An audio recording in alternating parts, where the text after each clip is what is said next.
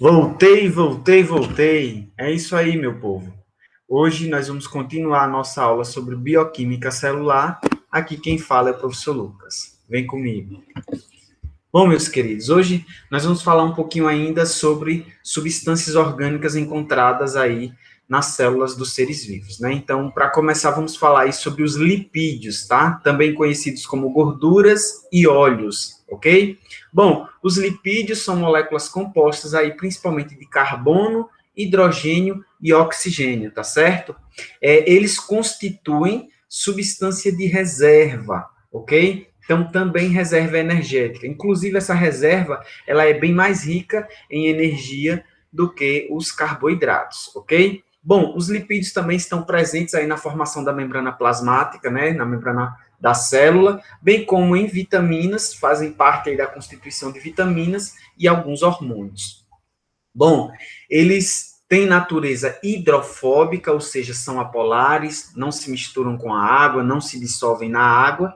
Na verdade, aí eles vão ter uma solubilidade em solventes orgânicos específicos, como álcoois, tá bom? Então, de forma geral, os lipídios são conhecidos aí como gorduras e óleos. E aí eles podem ter origem tanto animal quanto vegetal, tá certo? Então, os animais, eles vão produzir aí essas gorduras e óleos da mesma forma que as plantas. Na verdade, os animais eles vão ter produção em maior parte das gorduras e os vegetais aí as plantas dos óleos, ok? Mas a gente vê melhores detalhes mais adiante.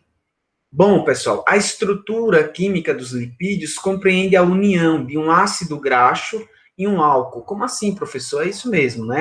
A biologia ela está muito ligada à química, tá? Mas não fiquem nervosos, não se preocupem que vocês vão entender já já sobre isso, tá? Então, o que é um álcool, um ácido graxo, professor? Bom, o ácido graxo são ácidos monocarboxílicos de cadeia normal que apresentam o grupo carbonila, ó, COOH. Então, vejam, pessoal, aqui a gente tem uma cadeia de carbonos, tá? Uma molécula com uma cadeia de carbonos, e nela a gente vai ter aí, ó, um grupo funcional carboxila aqui ligado a uma extremidade, certo? E essa cadeia de carbono, ela pode ser saturada ou insaturada, não importa, tá certo? Então, o ácido graxo vai apresentar aí esse grupo carboxila na cadeia carbônica. Fechado? O álcool, professor, o que seria o álcool? O álcool, pessoal, dos lipídios, a maioria deles é representada aí pelo glicerol, tá? E me explique, professor, como seria esse álcool? Então, o álcool é uma substância orgânica, tá, que contém um ou mais grupos hidroxila, grupo funcional hidroxila, o OH. Então, ó, no caso aí do glicerol, nós temos 3 grupos hidroxilas ligados aí a uma cadeia carbônica, tá certo? Então, isso aqui, pessoal, é basicamente a estrutura química. Não se preocupem com isso, tá? Isso daí é foco da química. Eu só trouxe para vocês terem uma ideia aí de forma geral, ok? Então, lipídios vão ter aí na sua estrutura química a formação através da união de um ácido graxo e um álcool. Aqui tem a definição de cada um. Bom, aí os lipídios, pessoal, vão ter nós teremos diferentes tipos de lipídio, né? Como os glicerídeos, os cerídeos, os esteroides, os fosfolipídios e os carotenoides. Eu vou falar detalhadamente sobre cada um deles, tá? Mas de forma geral. Bom, os glicerídeos ou triglicerídeos que a gente encontra lá no nosso exame de sangue são as gorduras, tá? E os óleos, ok? Então, essas gorduras aí, elas sempre apresentam cadeias saturadas, tá? E a consistência é sólida, as gorduras apresentam consistência sólida, e os óleos aí vão ser insaturados, né? De cadeias insaturadas, apresentando aí a consistência líquida, tá bom? Então, a diferença aí vocês conseguem ver pela consistência, tá? Esses glicerídeos, né, ou triglicerídeos, eles podem ter origem tanto animal quanto vegetal, ok? Então, no caso das gorduras, como exemplo aí de origem animal, nós temos aí a gordura do tecido adiposo que a gente encontra aí nos animais, ok? Então, por exemplo, aqui nessa imagem aqui desse homem, nós vemos aqui, ó, gordura aí localizada no abdômen desse indivíduo, ok? Como óleos, aí a gente tem, por exemplo, óleo de baleia e de bacalhau, ok? Origem animal. De origem vegetal, a gente vai ter aí a manteiga de cacau e coco como gordura, e os óleos de oliva, soja, milho, girassol como óleos, tá? Pessoal, essas sementes aí, alto teor de óleo, né? São chamadas de oleaginosas. Então, quando vocês ouvirem falar, é uma oleaginosa, é porque produz bastante óleo, ok? Inclusive em Caldeirão Grande, vocês aí têm um ótimo exemplo, né? O Uricuri tem um óleo bem específico aí que vocês utilizam para várias atividades culinárias aí, tá certo? Bom, pessoal, os triglicerídeos, né? Eles têm a função aí de isolamento térmico e reserva energética, tá? Os animais, por exemplo, o urso, lá no inverno, né? Muito frio, o urso polar, então ele tem, no verão, melhor dizendo, ele se alimenta bem, então ele vai criando aí uma forte camada de gordura, né, na sua pele, né? Na subcamada abaixo da pele. Então, essa gordura serve como reserva, no período de frio ele vai hibernar, ele vai dormir, então, com o passar do inverno, ele vai utilizando a energia contida aí nessas moléculas de gordura, e também vai proteger ele um pouco contra o frio, tá certo? Então, aí, esses triglicerídeos, eles ficam se acumulando aí, essas gorduras, como forma aí de reserva, bem como de isolamento térmico, tá certo? É por isso que as pessoas um pouco mais fortes, né, os gordinhos, gordinhas, eles sentem mais calor do que as pessoas magras, ok? Bom, um outro grupo de lipídios aí que a gente tem são os cerídeos, tá? Conhecidos como ceras, que tem consistência sólida também, tá? A cera, ela pode ter origem animal, né? Ou os favos de mel aí, né? Os favos das abelhas, né? Eles são formados aí por ceras. E a gente também tem a produção de cera no nosso ouvido, ok? Também nós temos aí as ceras de origem vegetal, gente. Essa cera, ela é utilizada, ela é muito importante na impermeabilização, ou seja, impede que a planta ela perca água em excesso, tá certo? Então, por isso, ele é bastante encontrado, essas ceras são bastante encontradas nos caules de cactos. A gente vê que os mandacarus aí, as cabeças de frade, elas têm uma estrutura ali que não permite a passagem de água, tá certo? Então, evita aí que se perca água em excesso. Também é encontrada aí na superfície de folhas e frutos, como vocês veem aqui nas imagens, ok? Bom, aí agora a gente vê aí um pouquinho sobre os esteroides, tá? Os esteroides, pessoal, são lipídios e um exemplo bem comum, bem conhecido deles é o colesterol, tá? Não só o colesterol, mas também alguns hormônios, como estrógeno, progesterona e testosterona, que são hormônios sexuais, tá certo? Bom, o colesterol, pessoal, e esses hormônios, eles são exclusivamente de origem animal, tá? E eles são encontrados aí principalmente na membrana plasmática das células e aí na constituição desses hormônios, tá certo?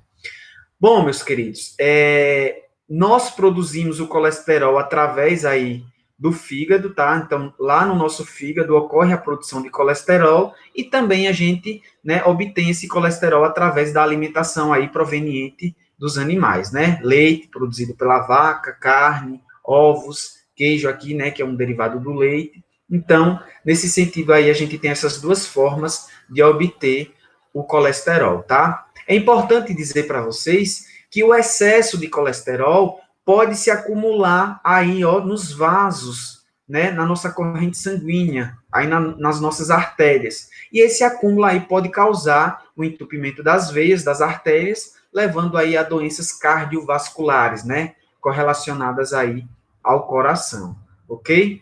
Então, é muito importante aí entender bem sobre o colesterol, tá certo? Bom, vamos falar um pouquinho melhor sobre ele agora. Vocês com certeza já ouviram falar aí sobre o colesterol bom e o colesterol ruim, tá? Pessoal, na verdade, esse negócio de colesterol bom e colesterol ruim está muito relacionado ao transporte do colesterol dentro das nossas artérias, das nossas veias, tá? Na verdade, o colesterol é um só.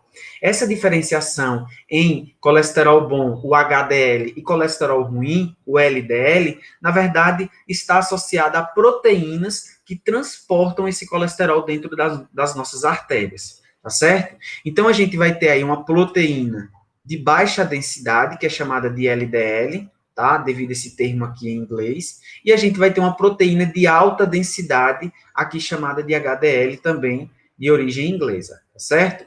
Bom, o LDL, ele é chamado de colesterol ruim, que na verdade é a proteína, né? Porque ele pode acumular colesterol nas paredes dos vasos das artérias e das veias, tá? Na verdade, a função dele é boa, é fornecer colesterol aos tecidos. Então, a gente está precisando de colesterol aí em determinado tecido, essa proteína, né, de baixa densidade, ela vai levar esse colesterol até esse tecido que está precisando.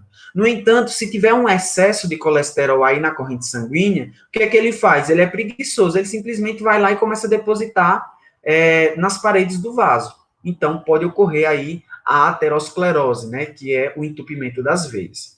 Já o colesterol HDL, ele é chamado de bom, né, que na verdade é a proteína, porque ele remove esse excesso de colesterol no sangue, né, o excesso de colesterol lá da corrente sanguínea. Então, o contrário aqui não acontece, né, não ocorre aí essa aterosclerose, por isso ele é chamado de bom.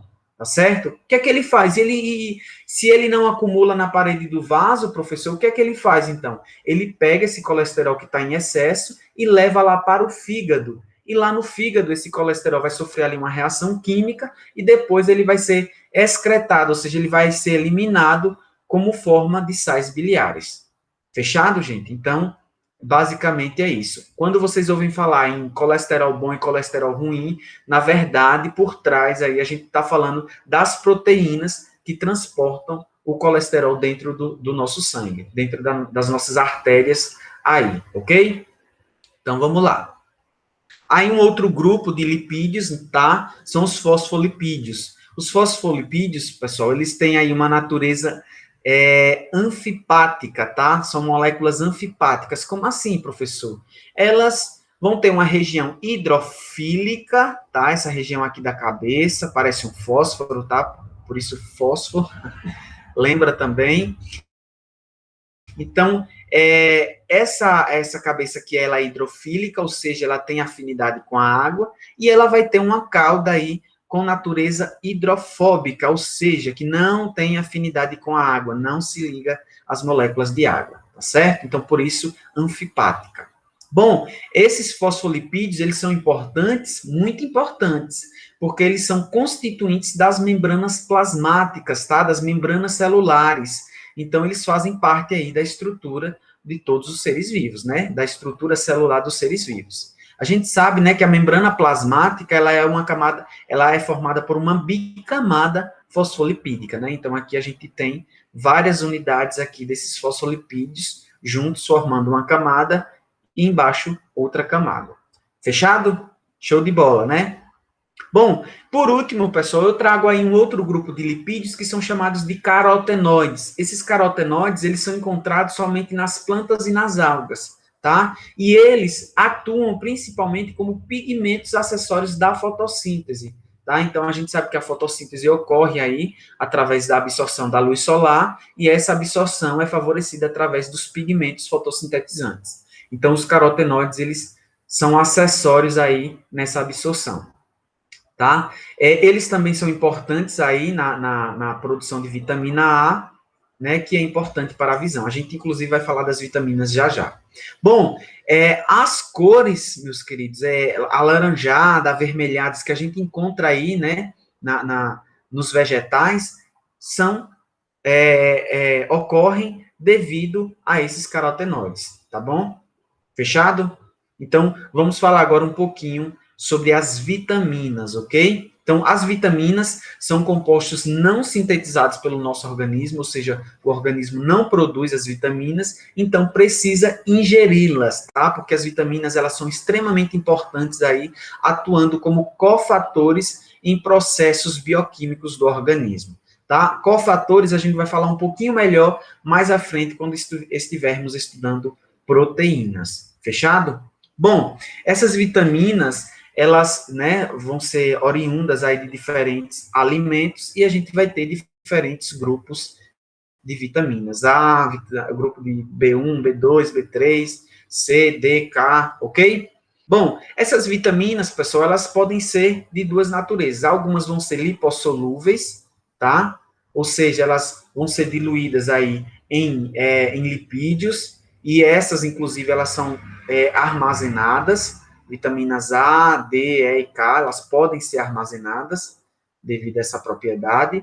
E a gente vai ter aí as vitaminas hidrossolúveis, que são absorvidas mais rapidamente e excretadas também rapidamente dos organismos, tá? Aí, como representantes, eu trouxe aí complexo B e vitamina C. Aqui eu trago um quadro rápido, vou falar só rapidamente sobre ele, tá? Então, eu trago um grupo de vitaminas A, B, C, D, E e K, e aqui vocês veem como essas vitaminas atuam no organismo, aqui quais são os principais alimentos onde a gente pode encontrar elas e o que a falta delas podem causar no organismo, tá certo? Recomendo também que vocês vejam lá o livro didático de vocês que tem detalhes sobre isso, tá? Então, eu vou falar aqui só de forma geral. A vitamina A, por exemplo, ela é importante para a visão, tá? Para os olhos e a visão, bem como para o sistema imunológico e para o crescimento e desenvolvimento óbvio. Obviamente, a ausência dela, né, vai causar aí uma deficiência aí na visão, ok? As vitaminas do complexo B são formadas aí por 6, tá? Aliás, por 8 tipos diferentes, B1, B2, B3 e etc. E elas, a deficiência dessas vitaminas pode causar aí alguns problemas, tá? Como cãibras, cólicas, náuseas, anemia, certo? Bom, a vitamina C é um antioxidante, auxilia no combate ao câncer e beneficia ossos, dentes, tendões e previne gripes, tá? Ela também está associada aí ao auxílio ao sistema imune. Com certeza vocês já ouviram alguém falando aí para tomar vitamina C contra a Covid-19, tá certo? Então, a deficiência da vitamina C, né, pode causar algumas doenças, caracterizadas como por hemorragias, inchaços, pus, feridas, enfim, que não cicatrizam. Vitamina D promove a absorção do cálcio, tá? Cálcio é extremamente importante, como eu já falei para vocês, né, lá na constituição de ossos, dentes e alguns processos, né, químicos do organismo, tá? Então, a vitamina D é muito importante. No caso aí, a deficiência causa algumas desordens no metabolismo ósseo, claro, está associada aí ao cálcio, né? Também pode causar, né, a ausência aí de algumas doenças inflamatórias, infecciosas, etc. Já a vitamina E, pessoal, ela previne aí o dano celular, auxilia no combate ao câncer e na prevenção, melhor dizendo, de doenças cardiovasculares. Obviamente, a deficiência dessa vitamina aí aumenta os riscos de derrame e catarata, ok? Doenças aí, catarata aqui, associada à visão, ok? Vitamina K auxilia na coagulação e no aumento da quantidade de plaquetas, né? Então, ajuda aí, no caso de um corte, a estancar o sangramento, vamos dizer, né? Evita certos sangramentos a presença da vitamina K. Já a ausência, né, a deficiência dessa vitamina, obviamente, vai favorecer aí a sangramentos mais fáceis, né, nas mucosas, como gengiva, nariz, vagina, entre outros. Tá bom? Então, de forma geral, é isso que eu tenho para falar para vocês sobre as vitaminas. Peço que vocês pausem o vídeo, deem uma lida com calma na tabela, ou ainda acessem o livro de vocês, que lá tem todas elas bem claro, ok? Então, meus queridos, por hoje é só. Respondam às atividades lá no Google Sala de Aula e até a próxima aula. Grande abraço do professor Lucas.